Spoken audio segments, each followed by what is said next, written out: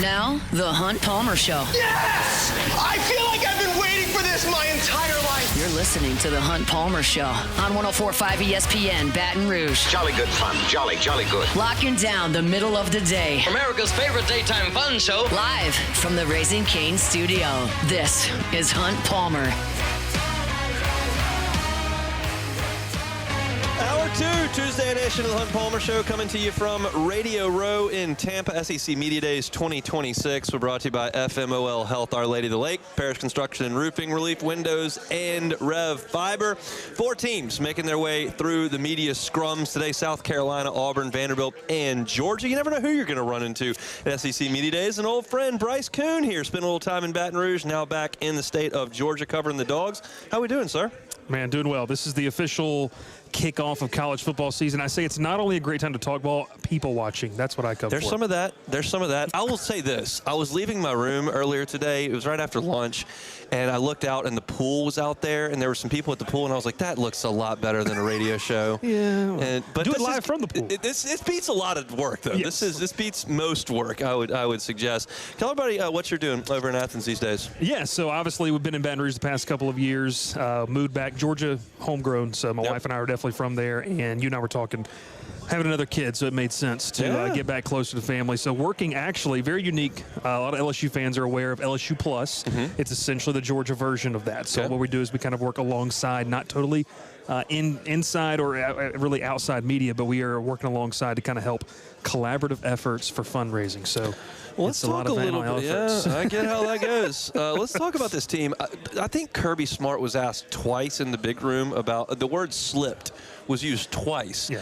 We realized that this team lost by 3 points to Alabama and lost by 5 points to Ole Miss. They won the SEC championship game by 3 touchdowns. They've won it back-to-back years, and now we're talking about, well, what's wrong with Georgia? Like, what kind of standard are we trying to live up to here? Man, it's that 2021, 2022 standard. I think people still expect that. They think it's a video game. They think you go out there, you user simulate everything, you win all 12 games, and you keep winning the playoff. For me, Hunt, it really comes down to the point, and it's really interesting, too, when you look at Lane Kiffin and LSU. How do we grade coaches and programs with a bigger playoff now? Yeah. How do we do that? Do we say just reaching the playoff is good for some programs? Do we say winning the whole thing? For Georgia, they've kind of been, like you said, people say they've fallen off. Won back-to-back SEC titles. You look at the 2 teams they lost to. Notre Dame, which was a very veteran team down there in New Orleans at the Sugar Bowl, went to the national championship. And then obviously Ole Miss last year, which doesn't need to be talked about anymore, what they were and the chip they had on their shoulder. To me, I chalk it up, man. It's just a program that's pretty proud, won back-to-back titles. And really, I'm not going to compare them to Alabama, but I think the fan base is kind of honed in on that because 2021 and 2022, I don't know if anyone can ever approach, especially what that defense was. They just assembly line of NFL dudes just coming right through there, which is very similar to what Nick Saban had at Alabama for a long time. He said in the big room that he knows he's got the right coordinator in offense in Mike Bobo. He's gotten a lot of scrutiny over the years, but they've scored a lot of points and run the ball pretty well. Like, what do you make of this Georgia offense led by Gunnar Stockton? It's Gunnar Stockton's second year being the full-time starter. We go back to that Notre Dame Sugar Bowl game 2 years ago, and that was really his first start. Remember, he came in at halftime with the SEC title game against Texas. That was his first start. We fast forward now, 1 full season under his belt. Gunnar was very complimentary of his offensive coordinator. To me, it comes down to being able to run the football effectively. Drew Bobo went down for the back half of the season last year. Lower leg injury. They had to insert a true freshman in to start at center. You know as well as I do, when you do something like that to mess up the cohesiveness of the offensive line, it's going to take a toll. So to me, they've got to run the ball more effectively. It's going to open things up. Got to figure out a way to replace Zachariah Branch too. That's going to be something they've got to figure out. Is it Sokovie White-Helton? I know a couple Dogs are down in New Orleans now. Oscar Delp was a big feature piece for them for the tight end spot. And then we'll talk defense here later. But I think to me that's the biggest thing. Can you replace the weapons? And then what can you do? What does explosiveness look like? Does it look like 40-yard passes? Gunnar Stockton said today in one of the breakout rooms, to him it is way more of the intermediate opportunities and allowing those guys to make plays on their own.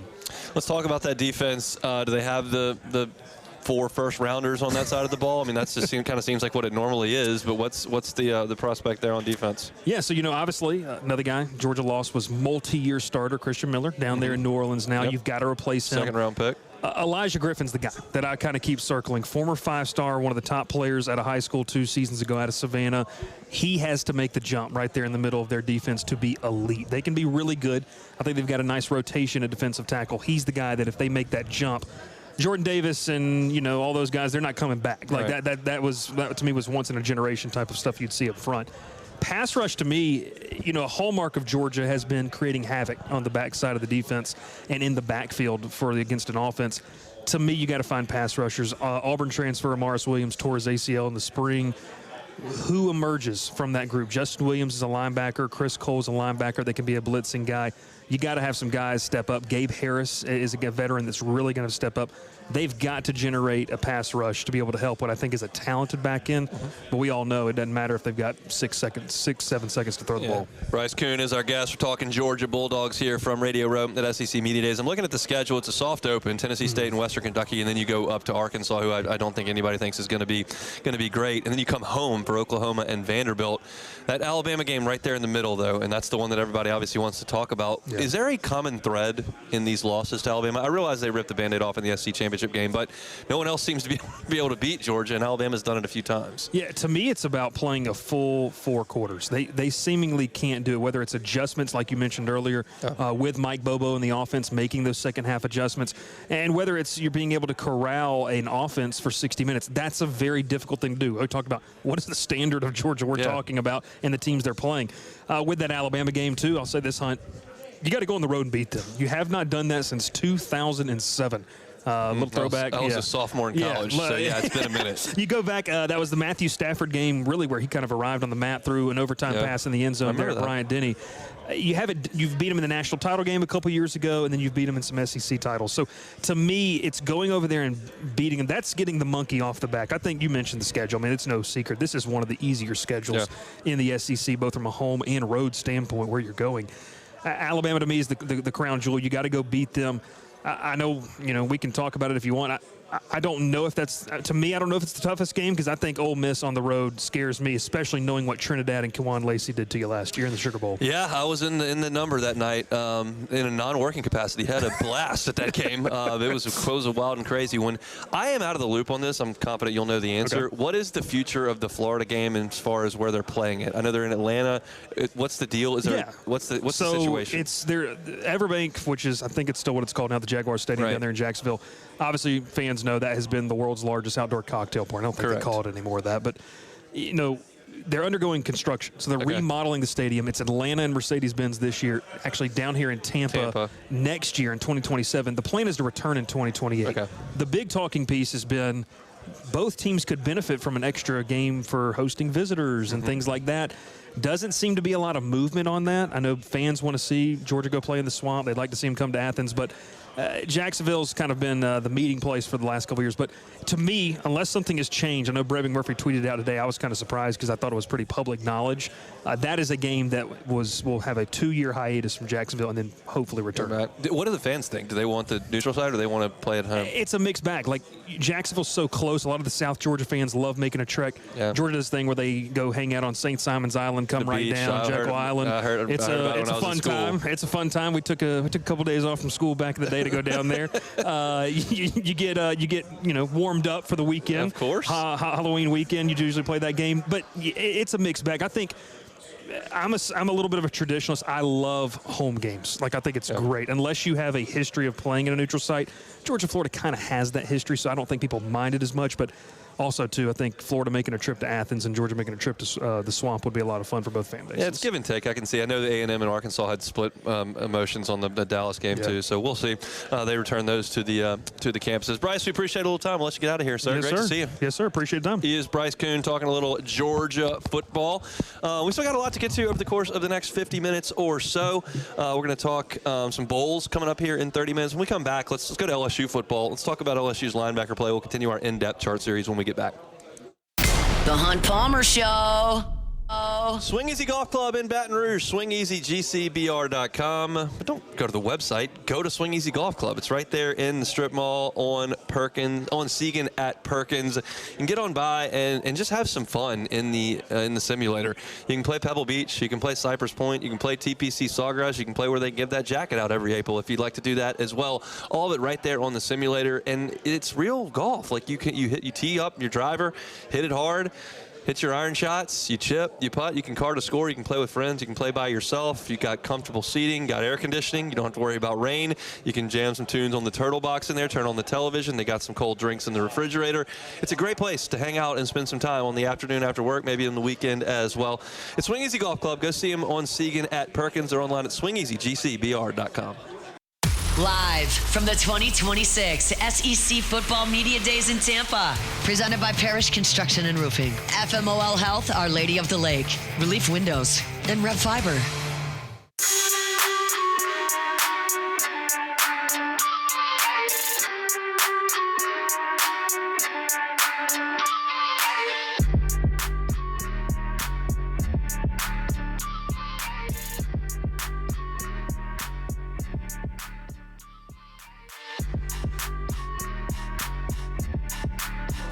Coverage all week long brought to you by FMO Health, Our Lady of the Lake, Parish Construction and Roofing, Relief Windows, and Rev Fiber. I am really excited for our next conversation coming up in 15 minutes. We're going to be joined by Nick Carparelli, who's the Executive Director of bowl season. I'm fascinated to hear about the future of bowl games, the current state of bowl games. We know that it's not what it once was. We know that opt-outs and the portal and all those kind of things have really have affected bowls. But I'm really curious to hear from that side of things. So we'll have that conversation coming up in 15 minutes. Right now, let's talk some LSU. We spent some time on South Carolina, spent some time on Georgia. We haven't gotten to Vanderbilt just yet, and have not talked a lot about Auburn either. Jason Caldwell was gonna come with us, but he actually just left. We're gonna chat with Jason probably next week at some point about Auburn. I will tell you, just talking about Auburn, their quarterback Byron Brown, saw him in the hallway. I probably couldn't tackle him. This guy is huge. He is going to be a rushing threat this year for the Auburn Tigers, who are back on LSU's schedule this year. So that's one nugget on Auburn. Let's talk about LSU and the guys that are going to be charged with tackling Byron Brown and a lot of different guys throughout the season. That is LSU's linebacker core as we continue to work through the depth chart for LSU. The linebacker is the spot where LSU has had the most stability over the last 2 seasons. They haven't had a lot of defections at Blake Baker's position. West Weeks moves on. He's out of eligibility. Harold Perkins was an NFL draft pick as well. But everybody else is back, including Whit Weeks. You've got Devon Keys back. You got Tylen Singleton back. Zach Weeks is back. The youngest Weeks, Keelan Moses is back. Jaden Breaker is back. Charles Ross is back. Like in an era where everybody's transferring all the time, LSU kept its entire linebacking core intact. Like the offensive line was decimated, all the wide receivers left, all the quarterbacks literally left. You didn't lose anything at linebacker, and you also brought in TJ Daugherty from Ole Miss. So you've got what I would consider the highest floor at this position.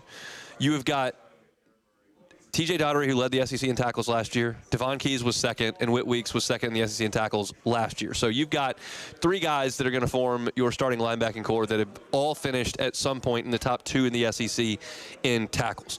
That is a really, really productive group. Is it a group that's littered with future NFL All-Pros?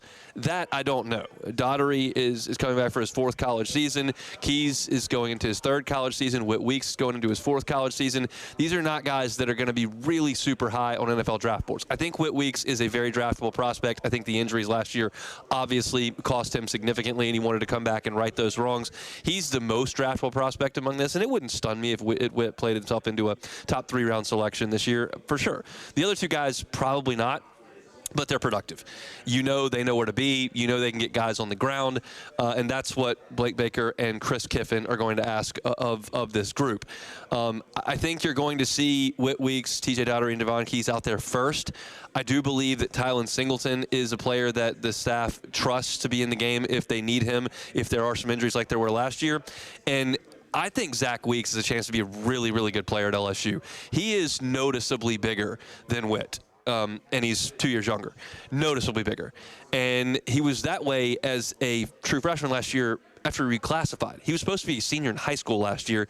He is really physically impressive to watch. I don't know how well he runs. I don't know how well he tackles. That's all stuff that we've got to figure out as his career progresses at LSU. But just from a physical size standpoint, Zach Weeks is really, really impressive. Charles Ross is a literal high school track star.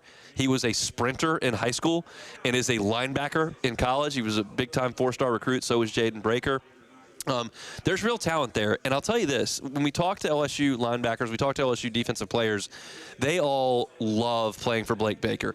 The biggest endorsement I can give to Blake Baker is the fact that none of these guys transferred out. Like, Jaden Breaker went into the transfer portal briefly, and they got him out. He was in the transfer portal for like an hour. But that's a testament to the culture that Blake Baker has cultivated at the linebacker spot. Now, Blake Baker's not coaching the linebackers this season. Chris Kiffin is the linebackers coach. Blake Baker's working with the Stars, and he's more of the CEO. So that is a change at the linebacker spot, but I don't think it's going to be overly significant. Blake Baker's still going to be talking with those linebackers between drives. He's just going to be in more of a CEO role. You're going to have Chris Kiffin very much involved in that as well. I think this is a group that is going to play very, very well. The question I have about the defense on the front is about the guys in front of them. It's the defensive line and how well those guys are able to free up the linebackers to go make plays. Blake Baker is very, very comfortable turning those linebackers loose with calls. He loves to send pressure from the second level of the defense. We've seen Whit Weeks do this a lot over the course of his time in Baton Rouge. He is a very good pass rusher. They'll send him on blitz off the edge. They'll send him up the A-gap. They will get really, really creative, but you need the defensive line to play well to allow that to be as powerful as Blake Baker wants it to be. And that's where my questions lie. Again, it's not concerns with the defensive line. It is questions, though. I don't have a lot of questions about the linebackers. I know what TJ Daugherty and Devon Keys are. I know what Weeks is. If you have injuries, then there could be questions that arise with some of the younger players that haven't played a lot. This is not a spot that I have a lot of questions about. I have questions about the defensive line. Not as many questions about the linebacking core. I think it's going to be very, very good. You will lose Daugherty and Weeks after this year. Devon Keys technically could move on. I don't expect that he would. So you would like to get some seasoning for Tylen Singleton, for Zach Weeks, for Keelan Moses, for Jaden Breaker, for Charles Ross. You'd like those guys to play a little bit this year, especially in mop-up duty, because they're the next men up. And it stands to reason if those guys didn't transfer out this past offseason, you would think they got a good chance to keep them around this coming offseason as you open up playing time for some of those younger linebackers that really do have a lot of talent. Blake Baker has stockpiled this group, and I think it's going to be a very, very good one. I wrote for LouisianaSports.net that it's hard to imagine a position group with a higher floor than this one. It's not a group that was rated really, really highly on Pro Football Focus. Daugherty, even though he led the SEC in tackles last year, he graded a 55 overall, 60 against the run, 60 tackling, 51 in pass rush. Didn't necessarily blow you away, but he did have a very, very productive season, and that's a guy that obviously Lane Kiffin and Chris Kiffin trust a ton. He's coming to SEC Media Days, so that's a testament to him right there as a transfer that comes in and is already established himself as enough of a leader to come and be at SEC Media Days. I don't know. We will ask TJ Daugherty on Thursday who the green dot is going to be, who the conversation is going to be with on the field. I kind of thought it might be Whit Weeks, but it appears it might be Daugherty. So that's interesting. But we'll get that confirmed on Thursday when they come in here and make the rounds in Tampa. So it's just a quick snapshot of what's going on at the linebacker spot for LSU. I think this is a very, very strong position group. It's not star-studded, but it is strong. And I think LSU is going to play very, very well sideline to sideline and moving downhill at the linebacker spots because you've just got guys that have proven they can do it. And that's a big, big, big key for LSU in 2026. I want to remind you about our friends at Fabry Chevrolet GMC. They're online at FabryChevrolet.com. That's FabryChevrolet.com. GMC is offering employee pricing on the 2026 GMC Sierra 1500 Denali's now until August 3rd.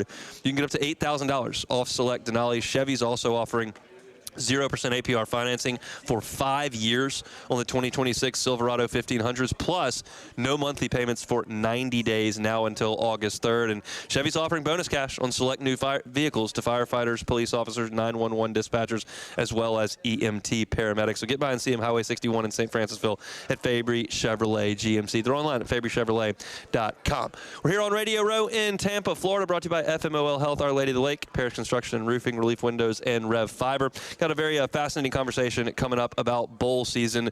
We'll have that with Nick Carparelli when we come back. You're listening to a Tuesday edition of The Hunt Palmer Show. The Hunt Palmer Show. Joe. The Highland Insurance Group, HighlandIG.com, HighlandIG.com. Jonathan Carbo and his team, they're the best. They do such great work over there from an insurance perspective. They can help you with your property and casualty insurance, but they also help with group and employee benefits. If you're a CFO, if you're a business owner, and you've had headaches with benefits in the past, or you've had renewals that haven't gone the way that you wanted to, or you've got one coming up that you're nervous about, call Jonathan Carbo at the Highland Insurance Group and get that second option. I'm not promising you they're a silver bullet that's going to chop 12% off your benefits costs. But what I can tell you is that they're happy to have a conversation, and they may be able to offer a second option. That's a huge deal to the bottom line of some businesses if you are in that spot. So check them out online at HighlandIG.com. It's the Highland Insurance Group online at HighlandIG.com. Live from the 2026 SEC Football Media Days in Tampa. Presented by Parish Construction and Roofing. FMOL Health, Our Lady of the Lake. Relief Windows. And Rev Fiber.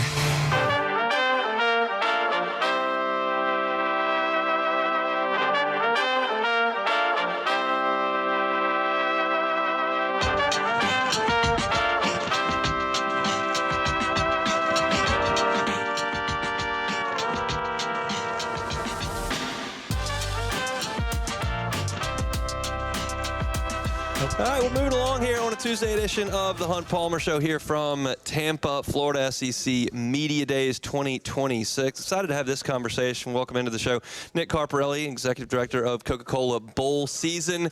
Nick, thanks for the time. How are you? I'm great. What could be, what's not great? We're at SEC Media Day. It means college football's right around the corner. It is coming. This has been, I've had a blast here in Tampa. I think the setup's been fantastic. It's going to be a long week, 4 days. I think you're ducking out after 2 here, but mission accomplished? Yeah, just always good to be here. See a lot of friends, colleagues, a lot of the bowl executive directors of bowl games that the SEC participates in are here. Obviously, always great to see the coaches and the conference office staff as well. So help me out with your role as director of Coca-Cola Bowl Season. Like, give me the elevator pitch on what it is that you do. Yeah, well, the bowl system's a complicated system. It's been around for over 100 years. The number of bowl games has continued to grow over the course of time. There's 42 currently. 6 of them are factor into the national championship equation as part of the CFP. There's 36 that do not. It's one of the greatest traditions in American sports. It really is. It's evolving. It's changing just like everything else in college athletics, but it's still really meaningful, still really important, and really 2 parts to my job. I work for my membership, the 42 bowl games. I help market and promote them collectively. We have an annual meeting where they all come together. It's like a big trade convention of people who work for the bowl system. But then externally, it's my job to be at events like this, to have constant conversations with all of the stakeholders in college football, the commissioners, the athletic directors, the coaches, to make sure that the bowl system is continuing to serve the game of college football like it has for a long time. It has. Look, I grew up in Shreveport, Louisiana. My dad was on the board of the Independence Bowl for a number of years. I went to every Independence Bowl from 1993 to 2008 until I moved out of Shreveport down to Baton Rouge. I've got incredible memories of those Independence Bowl games, of following LSU to bowl games as well. I'm curious what you think, where bowls sit in the landscape of college football today. Yeah, well, like I said, it's evolving. Last year there were 82 teams that played in the postseason. 12 of them played in the CFP. 70 of them did not. So that's still a lot of teams that had, by different definitions, a successful season. We all know college football is not an even playing field. Correct. Most institutions cannot realistically, in sound mind, expect to be in the playoff on a regular basis, but they have to have something to play for, something to strive for, a reward for a successful season, and also a launching point for the next season. So, as college football evolves, as the CFP expands, we're likely to see an evolution of the rest of the bowl games. What's the right number of bowl games? Where are those bowl games going to be? Who's going to play who in those bowl games? A lot to be determined, but what I do know is that the bowl games are still really, really important, and they are really important to the game of college football in general. What about the health of them currently? I mean, I saw in some notes about television numbers. Some people say, well, we got too many bowl games, and then you would look at it and go, well, I don't think that's true. If you're looking at the numbers, people are watching. They do. I think people love college football, especially that time of year. You know, it's been an interesting dynamic in there was a 14 college playoff for 10 years. We've had 12 teams for 2 years, and 2 years ago everybody said, oh, nobody's going to watch the bowl games anymore. But over that 2-year period, the non-CFP bowl games have increased by 25% in a 2-year period in viewership, averaging over 3 million viewers a game, far outrates any other sports programming other than the NFL in the month of December. And you have these playoff rounds with 10 days in between them. People want to watch college football. Mm-hmm. There were 5 bowl games that had more viewers than 2 of the CFP opening round games. That's shocking to people, but people love watching these games. They love watching the matchups, and I think they enjoy the fun of bowl games. Yeah. The dumping of mayonnaise, the eating the Pop-Tarts. I mean, people want to win the game, but we could have a little bit of fun along the way as well. No question. LSU has had a mixed experience over the last few years in terms of bowl games. The year that Ed Ogeron lost his job, they had so many opt-outs on that team. They had a wide receiver playing quarterback in Houston. I mean, it literally did not have a quarterback to play. The following year, LSU was ready to play in their bowl game, and they went and played Purdue, but their coach had left, and it was a mismatch. And LSU, I think, scored 70 points in that game. But they also played a really competitive game with Houston this past year in a bowl game. So, what do you say to those that see some of those games where players are opting out that aren't fulfilling their commitments to those games? What is the discussion like in that respect? Yeah, I think opt-outs are a problem for the entire sport, and it's not a problem that's unique to the bowl system. It just happens at a time of year where it affects the bowl system the most. I think NIL, transfer portal, salary cap, if you will, conference realignment, coaches firings. Those are big issues that are affecting every level of the sport. I do not believe players opt out of bowl games because they don't like playing football. I think we're doing them a disservice by having a system around them where they're forced to make really hard decisions. And it's even impacting the playoff. 2 years ago, the Penn State's backup quarterback opted out of the playoff. Bo Perdula. And he was an impactful backup. 15 snaps a game, came in when the offense got bogged down. I remember watching their playoff game against Notre Dame, and sure enough, their offense bogged down. I'm like, that's when that kid goes in the game. Yeah. Right? Last year, we had a team, I think it was Oregon, was playing with their 4th-string running back. Right? So it's a problem that needs to be solved, not just because it impacts the bowl system, but it's just impacting the game. Chatting with Nick Carparelli, Executive Director of Coca-Cola Bowl season.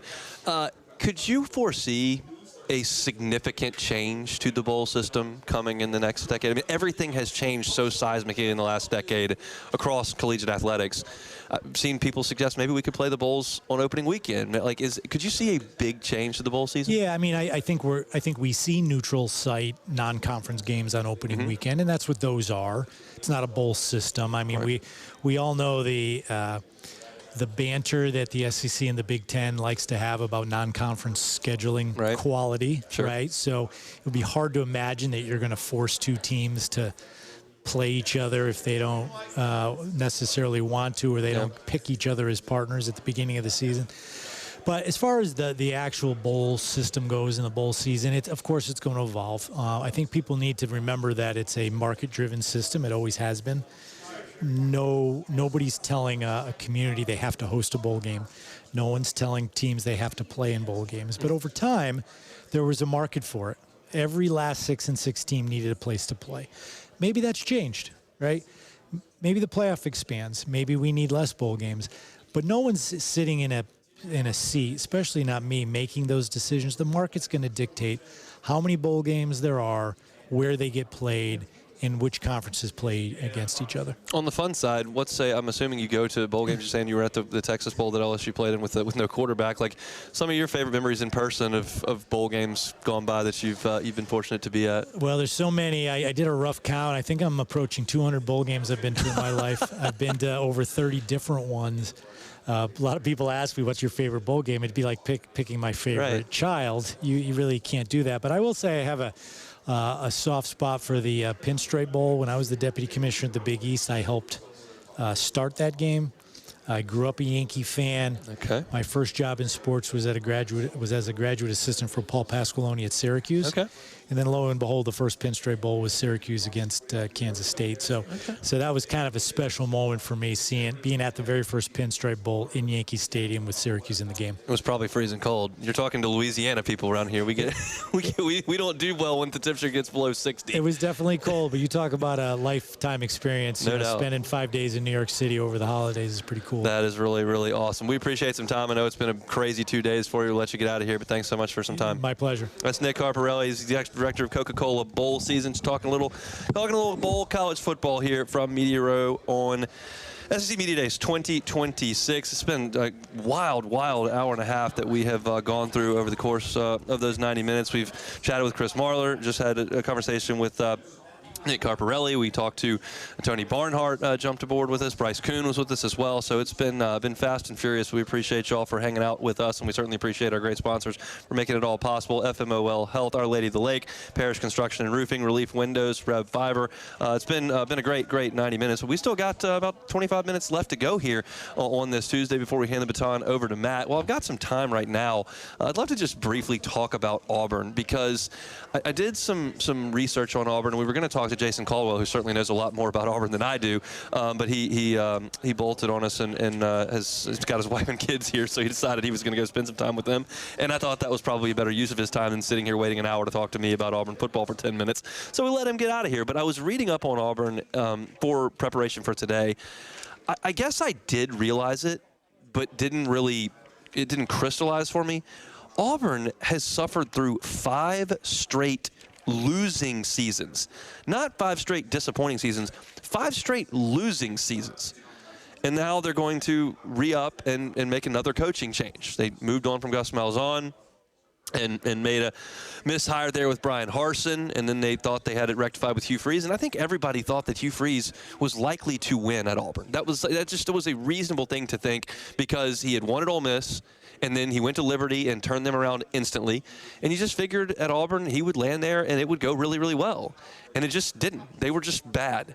And what happened last year is not just that Auburn went 5-7, but the way that they went 5-7, where it just felt as though they were good enough to be a decent football team, but they lost every close game.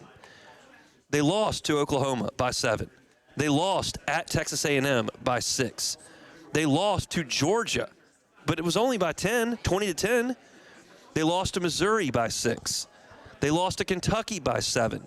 They lost to Vanderbilt by 7. They lost to Bama by 7. These are all one-score games, and Hugh Freeze just couldn't get them over the hump in those games. I would suggest they did not have the quality quarterback play that you needed. Hugh Freeze never got quarterback figured out at Auburn, and that's a big, big problem. So Alex Golis is trying to fix that in year one as he goes out and brings in Byron Brown. And I was talking about Byron Brown in the first hour. If you've been listening for 2 hours, I certainly appreciate it, but obviously we know that the audience turns over a good bit every 15, 20 minutes.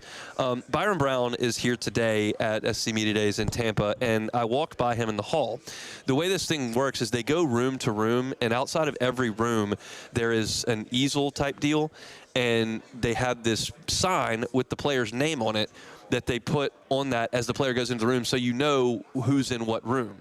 And I didn't know who Byron Brown was. I just saw him walking towards me in his suit, and I saw the team walking behind him, and I was like, oh, that's one of the Auburn guys. And then I saw that it was Byron Brown on the sign that they were holding and walking through the hallway. He is huge. I mean, huge. And I looked up his size. It says he is 6'3", 235. He looked like a linebacker to me. I was like, that's a quarterback? And then I turned on the highlight tape from him at South Florida, where he was Alex Golish's quarterback the last couple of years, led the nation in total offense 2 years ago. And he's physical, dude. He is a physical runner. LSU will play at Auburn this year, and they're going to have to get Byron Brown on the ground a lot. I was talking to Jason Caldwell just in the main ballroom. He's covered Auburn for 25, 30 years. And he said, yeah, I think he'll run for 700, 800 yards. Like, they're gonna run him a lot. He's physical. He's tough. He's not Cam Newton, but there are going to be some similarities there and some short yardage stuff where they just snap him the football and say, hey, go get it. Everybody else on offense is just completely new.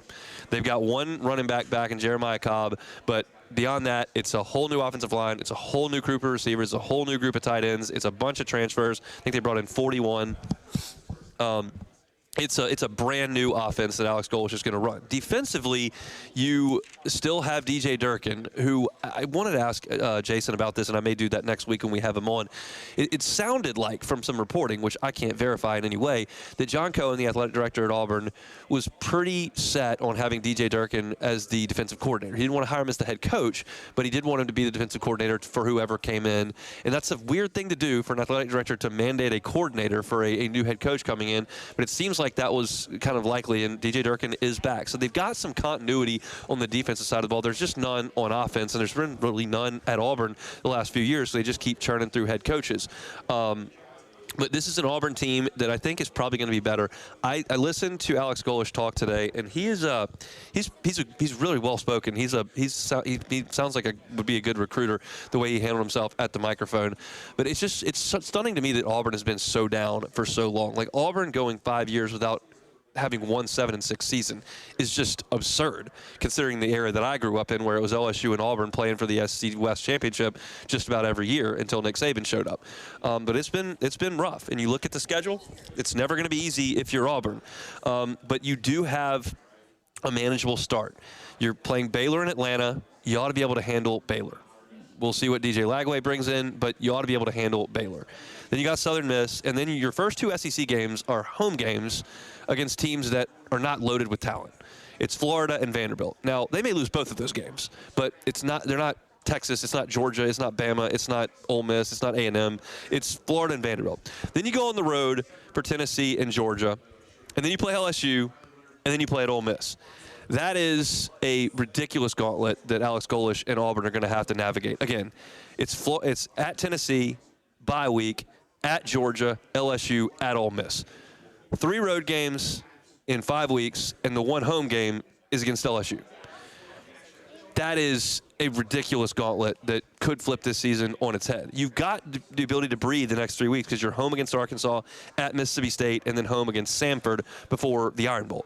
But you've got just an absurd October for Auburn, and I don't know if that's something they're going to be able to navigate. There's not a lot of expectation on Auburn. I have talked to a few people about Auburn today. There's not a lot of people giving a lot of respect to what Alex Golish can make. But what you do have to respect with Auburn is that they've got a very talented old quarterback who has played under this coach's system and has had success. Now, it's at a different level. It's at USF, but they did beat Florida last year. So it's an Auburn team that's completely remade, but they've got to get things on the railroad tracks at Jordan-Hare Stadium, because they've just been too bad for too long for Auburn football. And now there's no excuse. Saban's not there around the corner. You got to get things figured out, and that's Alex Golish's plan here at Auburn. So that's a look at the Auburn Tigers today at SEC Media Days. USC, that's South Carolina, Georgia, Auburn, and Vanderbilt. Those are the 4 teams that have made their way through. Everybody's gone through the main ballroom, so things calming down just a little bit here on this Tuesday afternoon. It's a long grind for 4 days here, but we're just about halfway done. One more order of business for us. That'll be take it or leave it. We'll do that when we come back. The Hunt Palmer Show. Friends at Auctioner, I want to remind you that it's hot out there. It doesn't take long to figure that out, right? And heat stroke is a significant threat in South Louisiana. So stay hydrated. If you have some of these symptoms, you may be dehydrated. You may be at some risk. So just be aware. Dry or sticky mouth, feeling lightheaded, not using the bathroom as much, fast heart rate, mental changes, that's a major red flag.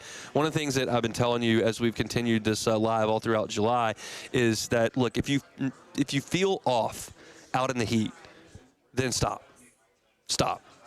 You just don't want to overdo it in the South Louisiana summer heat. If you're dehydrated and need medical attention, find your nearest Auctioner urgent care at auctioner.org/UC. That's auctioner.org/UC. Live from the 2026 SEC Football Media Days in Tampa. Presented by Parish Construction and Roofing. FMOL Health, Our Lady of the Lake. Relief Windows. And Rev Fiber.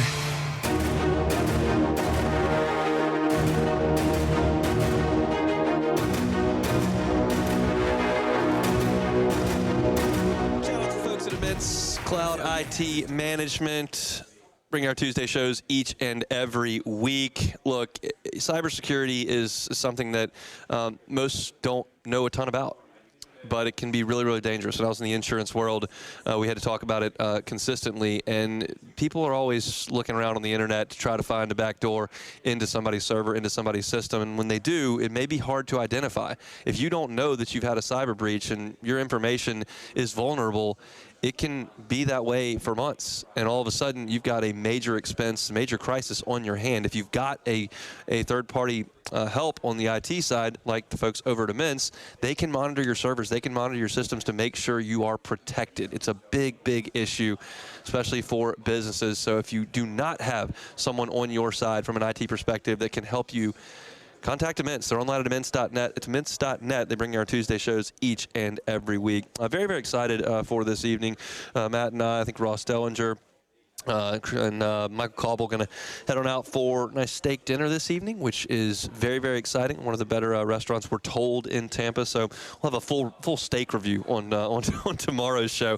Also going to have a really fun day on Media Row tomorrow. Alabama, Florida, Ole Miss, and Texas A&M will be the four teams that roll through. So LSU plays Alabama, plays Ole Miss, plays Texas A&M. So unlike today where you had three teams go that LSU doesn't play, tomorrow you'll have three teams on the docket that LSU does play, and the other one, of course, is Florida, who breaking in a brand new coach with Louisiana ties. So should be a lot of content coming your way from SEC Media Days tomorrow. All three of our shows that are here will be emanating from Radio Row. OTB in the morning. We'll be on from 1 to 3, obviously, and then Matt will drive you home from 3 to 6. For us right now, only order of business left on a Tuesday is a little take it or leave it.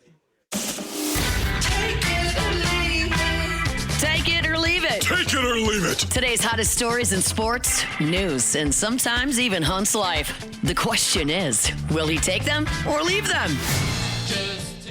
All right, so FIFA reportedly earned $9 billion for the 2026 World Cup, making it the most lucrative sporting event in history. Even though Hunt wasn't a soccer guy, but was the North America World Cup all it was hyped to be. Take it or leave it. Or leave it. I'll take it. I mean, I think everyone had a good time except me, which is fine. I don't need to have a good time. I gave it a shot, not my thing, but I think everyone else was all fired up for it. I have some friends that went to games, said it was fantastic. I thought the social media content was great. I thought the final was exciting. I actually saw the last goal. I was in the bar ordering a beer when we got here, and that's when they scored, and everybody cheered, so that's great. I think Spain was a worthy winner. Yeah, I think it was great. It's just not for me, and that's okay. All right, it is okay. So, U.S. cyclist rider Brandon McNulty was knocked off his bike by a car driver right before the Tour de France time trial on stage 16. The incident was being described as a road rage attack.